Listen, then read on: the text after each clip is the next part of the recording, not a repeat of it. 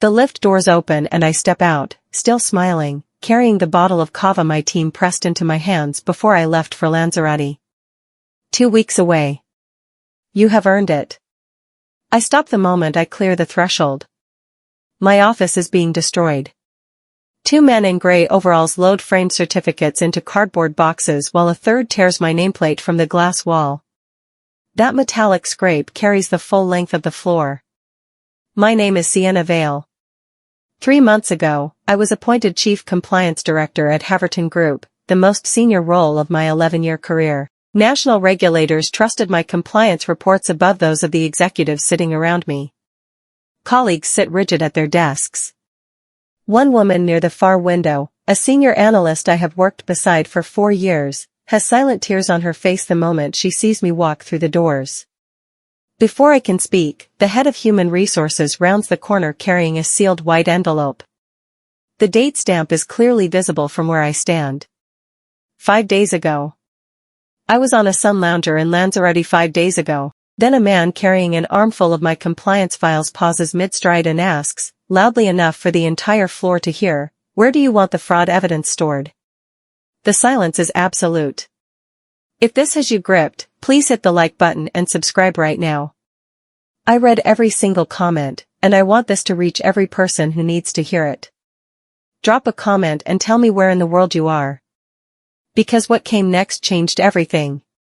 The moment the head of Human Resources tries to place the envelope in my hands, the doors at the far end of the floor burst open. Security personnel file through in a line. 4 of them, moving with purpose.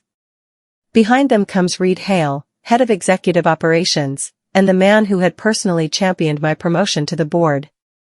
He is not angry. He is frightened.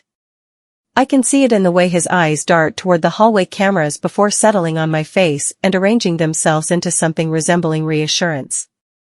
He crosses the floor in 5 strides and steers me toward the window with a hand on my elbow that is too firm to be friendly. Sienna. His voice is low and carefully measured. There has been a department transition while you were away. Things moved very quickly. Let us find somewhere private to discuss this properly. But I am watching the room as he speaks. My colleagues are not reacting like people witnessing an unexpected restructure. They are reacting like people watching a disaster they already knew was coming. Nobody is surprised I have been dismissed. They are terrified that I have come back. Security escorts me toward the lifts. As I pass my desk, my assistant moves alongside me so briefly I almost miss it. She presses something cool and flat into my palm without meeting my eyes and without breaking her stride. A hotel keycard. She barely parts her lips. Conference room C. Before they wipe it. The lift doors close. I stand in silence, turning the card over in my hand. The hotel that shares our building's complex is quiet at mid-morning. I take the back stairwell and enter through the service corridor, the way I have walked 100 times during working dinners and late client briefings. Nobody stops me. Conference room C is unlocked. I ease the door shut behind me and press myself against the wall beside the frosted glass partition. Inside, I can make out 4 shapes seated around the long table. I recognize Reed Hale's voice immediately. Does the Lanzarote timeline still protect us? One of the other voices asks. As long as she does not access the original file signatures, a second replies. A pause. Then a third voice, older, measured, unhurried. Once regulators direct their attention toward her specifically, this entire matter resolves itself within a fortnight. I press closer to the glass. Then Reed speaks, and what he says stops the breath in my throat. The promotion was never real. We needed a name attached to the directorship that nobody would question. Someone credible enough that any fraud found inside that department would rest entirely on her shoulders. Sienna Vale was the only candidate who genuinely fitted. I stand perfectly still. The promotion I had worked 11 years toward. The appointment I had telephoned my mother about from a beach in Lanzarote, voice shaking with relief and disbelief. It was a mechanism designed to destroy me. I had walked into it with a champagne bottle under my arm and a smile on my face. I leave the hotel by the same service corridor and circle back to the main building's rear entrance. Two of the removal men have left a trolley unattended beside the trade bins. A clear bin bag rests loosely on top. I pull it open. Inside are shredded strips of what I recognize immediately as internal financial transfer documents, the kind our finance team generates when moving funds between accounts. Haverton's letterhead runs across the top of each fragment in clean blue print. I press several strips flat against the bin lid and piece them together in the gray morning light. Offshore account numbers, transfer amounts, and approval stamps bearing my signature. I stare at authorizations carrying my name, transactions that, according to these documents, were processed while I was abroad. One transfer is dated the Thursday of my first week in Lanzarote. Another carries the following Monday's date. I have photographs on my phone of both those days: beach at noon, dinner at a harbor restaurant, the sea at sunset from our hotel terrace. I was not there. I could not have approved those transfers. Someone had cloned my credentials and used them while I was 3,000 miles away. Then one detail turns my stomach entirely. I find a document corner I can read clearly. Its heading is partially intact: Internal Fraud Review, Case Reference. Below it is a date. The fraud investigation against me was formally opened 3 days before I left for Lanzarote. They had begun building the case before I ever boarded the flight. I go home and sit at the kitchen table for a long time before I open my laptop. I go back through 11 months of emails, working methodically and without hurry, looking for the shape of what I have just found. It takes less than an hour. When my promotion was announced, Reed Hale sent a personal message within 2 hours. He wrote that the board wished to mark the appointment with a fully funded fortnight in Lanzarote, flights, accommodation, transfers, all arranged. A gesture of faith in my leadership. I had replied with genuine gratitude. I had not booked a single element of that holiday myself. Then I noticed something on my tablet, a personal device I rarely use, never properly cleared after updating my work accounts 3 months ago. Old calendar notifications from the executive server are still syncing quietly in the background. I scroll back to the week before my departure. Nested between budget reviews and board briefings is a deleted calendar entry that has somehow survived the purge. Its title reads, Executive Containment Plan, during Vale's absence. 5 attendees. Reed Hale is listed first. I sit very still. I was not sent to Lanzarote to celebrate a promotion. I was sent there so that the people inside that room could dismantle my department, forge my credentials, plant fraudulent transfer records carrying my name, and erase everything I had built, while I lay on a sun lounger taking photographs of the sea and believing, in good faith, that my career had finally arrived. The holiday was the trap. I fall asleep on the sofa sometime after midnight, still dressed, my laptop open on the coffee table. At 11 minutes past 2 in the morning, I wake to the sound of a drawer opening. I do not move. A second drawer. Closer. Then footsteps crossing the hallway, slow, deliberate, unhurried in the way of someone who believes they are entirely alone. 2 of them. I roll silently from the sofa and press myself flat behind the kitchen island. Through the gap beneath the worktop, I can make out the shapes of 2 men moving through my flat with the quiet efficiency of people who have done this before. One murmurs to the other, if she copied the audit folder, Hale is finished. The second says nothing. They work through the study, the bedroom, and the storage cupboard in the hall. 11 minutes, then they leave as quietly as they came. I wait 4 full minutes before I move.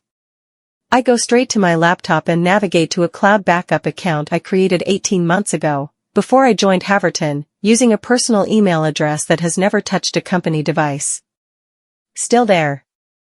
I had uploaded a routine compliance archive to it on a quiet Sunday before my promotion announcement, without any particular reason. Now I open it with shaking hands. The documents inside connect Haverton Group directly to a series of government infrastructure contracts. The payments channeled through those contracts amount to several billion pounds. This is no longer a matter of corporate misconduct. This is something far larger than I had understood. I spend the following day inside with the curtains drawn, working through the cloud files. By evening, I am certain enough to know that I cannot take this to a solicitor alone. I need someone with reach. That evening, I walked to a small supermarket 2 streets away to collect groceries.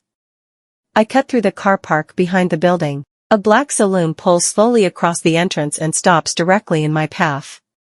The rear window descends. Seated inside is a woman I have seen exactly once, a brief, formal introduction at a board overview 18 months ago. She was named, her title was read aloud, and then she left before the session ended. Nobody commented on her departure. Sylvia Mercer. Non-executive board member. Her expression carries neither warmth nor hostility. She looks at me the way someone looks at a situation they have already fully assessed. Get in, she says. I will not ask again. I get in. She explains that Haverton's senior leadership has known for months that the Serious Fraud Office has been building a case. The plan they devised, Reed's plan, was to ensure that every compliance report issued in the months before investigators arrived would carry my name and my approval. When the Serious Fraud Office knocked, the question of who was responsible would have only one answer.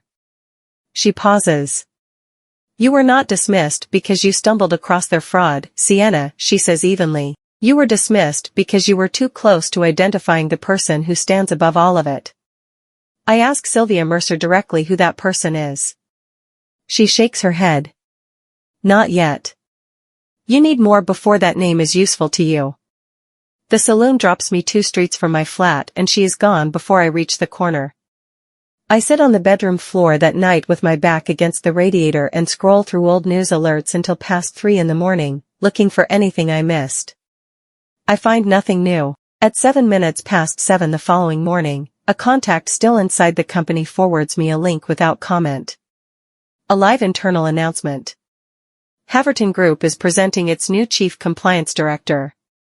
Her name is Cordelia Dane. She joined the firm 14 months ago as a junior regulatory associate. She has no background in forensic compliance, no external professional certifications, and, as far as I can recall from managing the department, no independent audit experience at all. She delivers the presentation confidently enough until her 3rd slide, where she begins describing a review framework I would recognize anywhere, because I built it, a restricted internal methodology, limited to 3 senior directors and 1 external regulator throughout its entire development. Cordelia Dane has no legitimate reason to have ever seen that documentation. But she does not stumble, and nobody in the room questions it. I understand then why they selected her. It was not her competence that made her the ideal appointment. She would sign whatever they placed in front of her, that was all she was required to be. 3 days after my return from Lanzarote, a message arrives through an encrypted application I have not opened in almost 2 years. The sender identifies herself as Phoebe Ortiz, an investigative journalist attached to a national financial crimes desk. She already knows who I am. She already knows what has happened. We meet that afternoon at a cafe near Victoria Station, corner table, well away from the windows, and she wastes no time. Over the preceding 4 years, she tells me, 3 other executives at Haverton had attempted to raise concerns about irregular offshore transfers and unauthorized compliance authorizations.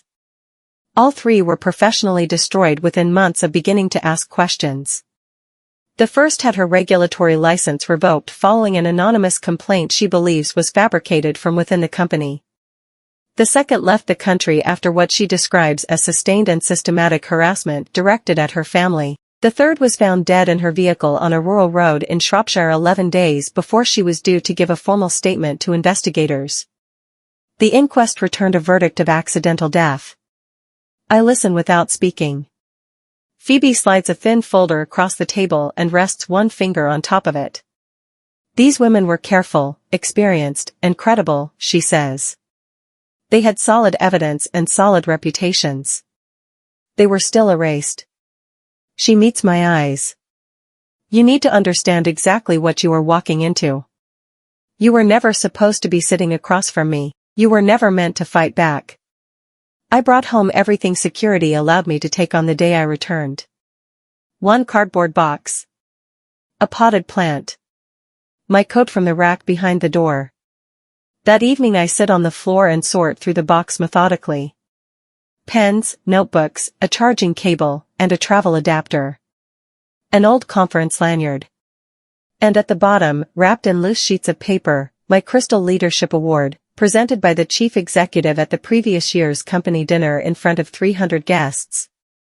I pick it up and something feels wrong. The base panel, solid dark acrylic engraved with my name, has been resealed.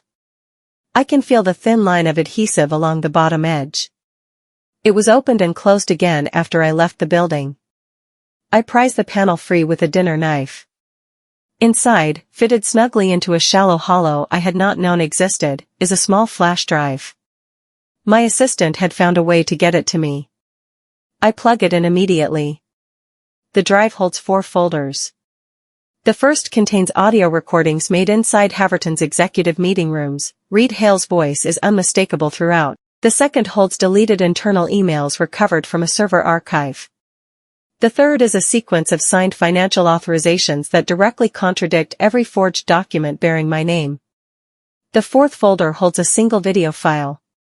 It shows Reed Hale seated with an information technology manager, giving explicit verbal instructions to clone my login credentials before I depart for Lanzarote. I wake on the 5th morning to find my name already spreading across the news.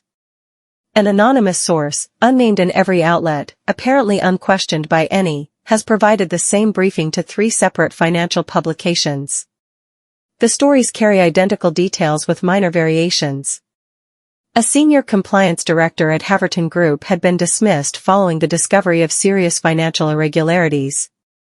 Sources describe a pattern of professional instability, erratic decision-making, and what one publication calls a concerning detachment from the responsibilities of the role. By midday, colleagues who have not returned my calls in 4 days are appearing in comment threads beneath these articles, maintaining careful, anonymous distance. By early evening, Reed Hale gives a short television interview outside the Haverton building. His jacket is pressed.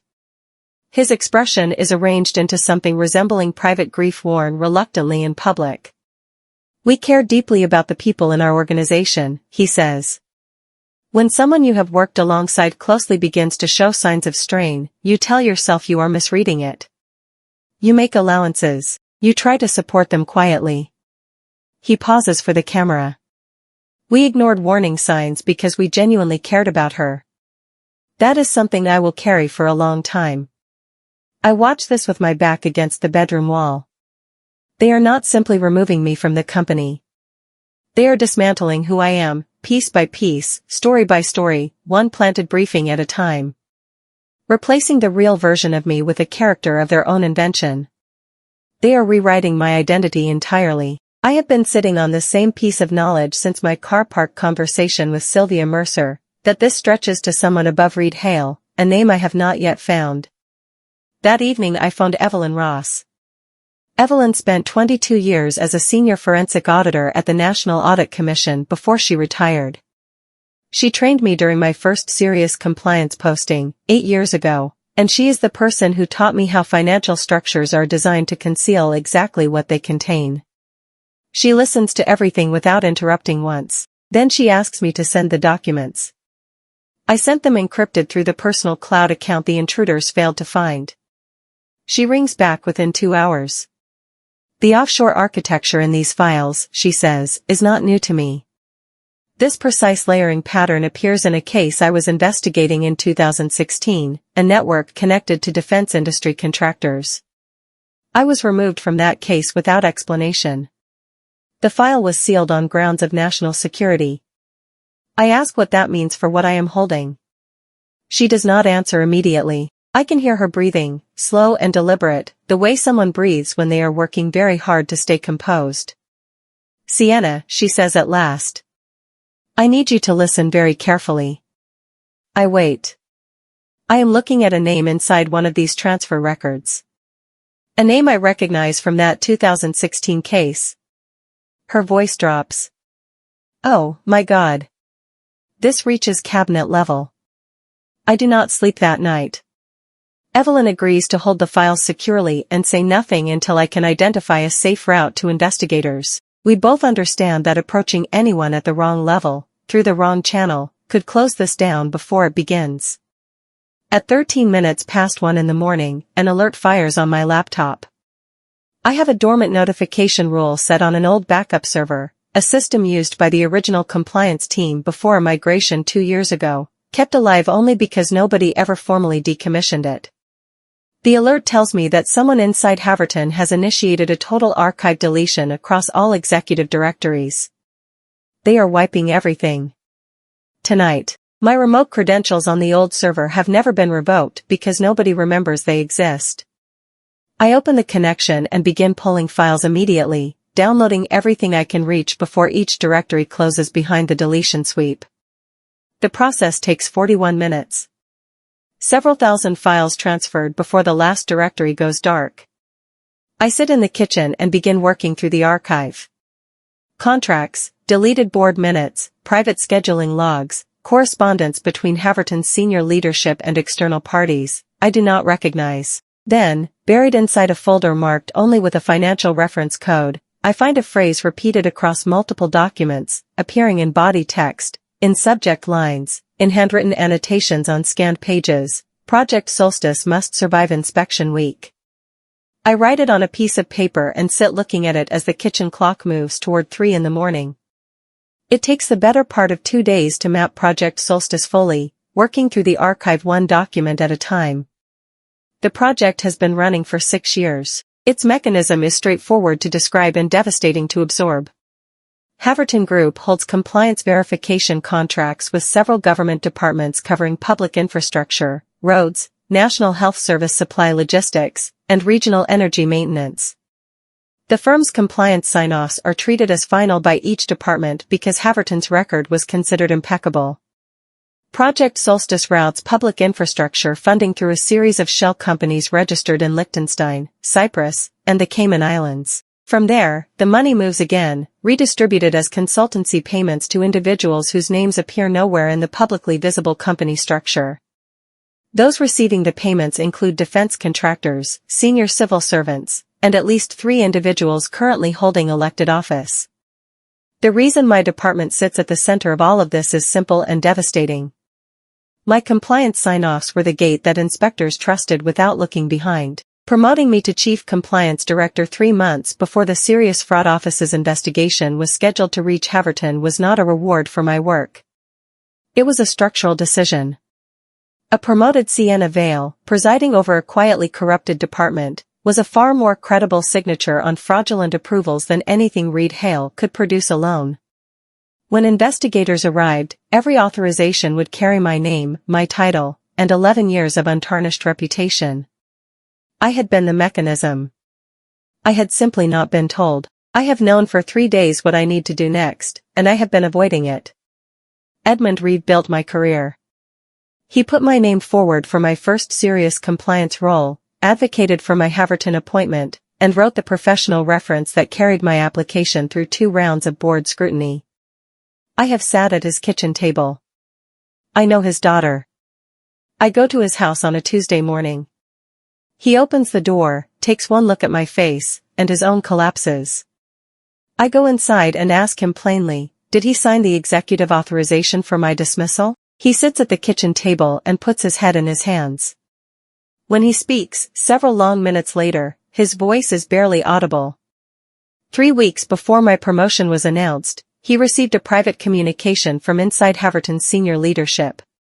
It informed him that his daughter's place on a specialist medical treatment program, funded through a private health arrangement connected to the group, would be reviewed if he did not confirm his support for the restructuring of my department. His daughter has a degenerative condition. That program is her primary ongoing care. He could not do otherwise. Before I leave, he crosses to his study and returns with a folded piece of paper, a set of alphanumeric access codes. He holds it out without meeting my eyes. If they realize you have these, he says quietly, they will not try to ruin you anymore. A pause. They will try to bury you. The access codes Edmund gave me open a private archive server I have never encountered before, registered under a shell company name I recognize from the Project Solstice documents, completely separate from Haverton's main infrastructure. I sit at my kitchen table and work through it for 4 hours.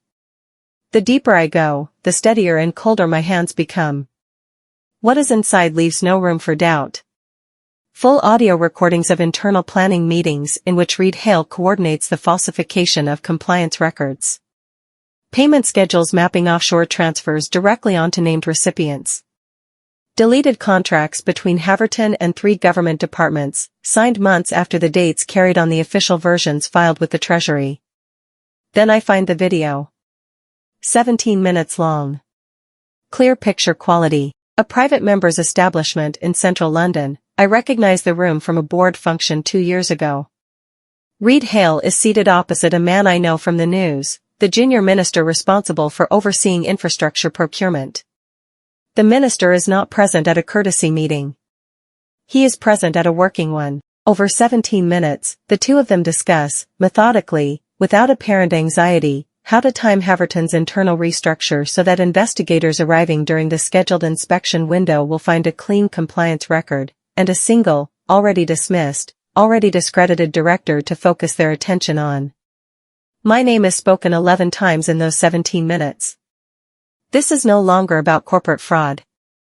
This reaches into government itself. I go to Phoebe Ortiz the following morning with everything, the archive, the video, the audio recordings, the payment schedules, the flash drive from my assistant, the shredded transfer documents I had pieced together on a bin lid. Phoebe brings in a legal team and a forensic technology specialist that same afternoon. Within 24 hours, she and Evelyn Ross are working together at a secure location, preparing a formal submission to the Serious Fraud Office through a channel that bypasses every known Haverton contact within the regulatory structure. I am told to stay indoors. I manage it for 36 hours. On the second morning, 12 days after I returned from Lanzarote, I woke before dawn and walked to the corner shop 2 streets away. I am standing at the pavement's edge when the first vehicle passes heading toward the business district. Then a second. Then, 3 marked investigation vehicles moving in convoy. I follow at a distance. Haverton Group's headquarters occupies the lower 7 floors of a glass tower in Canary Wharf. By the time I reach the far pavement, the building's entrance is taped off. Officers from the Serious Fraud Office and the National Crime Agency are entering in pairs while the morning shift of employees presses against the glass doors inside, phones raised. Executives are being led out in handcuffs as colleagues film from the stairwells. My phone buzzes in my coat pocket. An unknown number. A single line of text. You should have stayed in Lanzarote. I ring Phoebe Ortiz immediately. She already knows about the text. She tells me to stop moving and wait for an officer to reach me. I ask whether they have Reed Hale. There is a pause. He left the building at 20 minutes to 6 this morning, she says. He was not alone. I already know who is with him. Cordelia Dane's name had appeared in the executive archive as a secondary signatory on 3 Project Solstice authorizations, evidence placing her inside the fraud structure as a knowing participant, not simply an unwitting replacement. She had believed she was protected by the same people who were using her. She was not. I know where Reed will go. Buried in the Project Solstice documents is a reference to a private aviation arrangement, a leased aircraft maintained at Fairbourne Airfield, 45 minutes east of London. If Reed reaches it with those final encrypted records, the ministerial connection disappears. I take a cab. I arrive 14 minutes before the National Crime Agency vehicles. The private hangar at the south end of the field is the only structure with lights burning inside it. The door is unlocked. Reed stands between 2 aviation cases, and beside him, pale and visibly shaking, is Cordelia Dane. He looks at me for a long moment. Then he says it plainly, the thing none of them had ever said directly to my face. We chose you because no one would question you. That was the entire point. Outside, across the dark airfield, the floodlights ignite in a long, blazing line. The Serious Fraud Office opens its formal inquiry within 72 hours of the Canary Wharf raid. Reed Hale and 4 senior executives are remanded in custody pending charges. The junior infrastructure minister releases a statement through his legal representative before dawn the following morning, denying all knowledge of Project Solstice. By that weekend, 2 cabinet colleagues have publicly withdrawn their association with him. Cordelia Dane gives a voluntary statement immediately. Her account, delivered over 2 days at a secure location, confirms the full structure of the fraud and establishes her as someone who had been systematically manipulated into the role rather than a willing architect of it. The Crown Prosecution Service accepts her full cooperation. Phoebe Ortiz's investigation runs across 6 consecutive days in a national newspaper. The recordings, the payment schedules, the video from the private member's establishment, everything is verified and placed into the public record. By the 3rd day, the story has reached an international audience. Haverton Group's board votes to suspend all operations pending the outcome of the inquiry. The company's market value collapses within a week. I am called to give evidence before the inquiry panel on the 10th day. I walk into that room carrying the same compliance knowledge Reed Hale had spent months trying to convert into a weapon against me. I sit across from the inquiry panel and take them through everything, every transfer, every falsified authorization, every deleted record, while Reed Hale watches from a monitor in a separate room elsewhere in the building. The woman they had tried to erase walked in and dismantled everything they had built. 8 months later, I arrive at Hartfield House for my first morning. The building stands on a quiet street near Whitehall, 5 stories of pale stone with a brass plate beside the entrance installed only last week. I had stood outside the previous afternoon and read my own title on it, Director of Corporate Integrity and Oversight. A newly created office, established by parliamentary order following the Haverton inquiry, carrying statutory authority to conduct unannounced compliance inspections of any organization holding public contracts in the United Kingdom. Haverton Group no longer exists. Its assets were liquidated in month 4 of the inquiry. Reed Hale and 3 co-defendants await sentencing following their convictions. The junior minister resigned before his trial and accepted a plea arrangement. Edmund Reeve cooperated fully. His daughter's medical program now sits under independent charitable oversight so that no employer can ever use it as leverage again. Sylvia Mercer's testimony placed the ministerial connection beyond legal challenge. On my first morning in the new office, my assistant, who came with me, carries in the one cardboard box I salvaged from Haverton and sets it beside the window. She asks whether I would like the contents from my old office replicated. I look out at the pale winter street below. No, I tell her quietly. Leave them broken. Because the morning they destroyed my office, they handed me something they never intended to give. Proof. If this story reached you, please share it, hit the like button, and subscribe for more.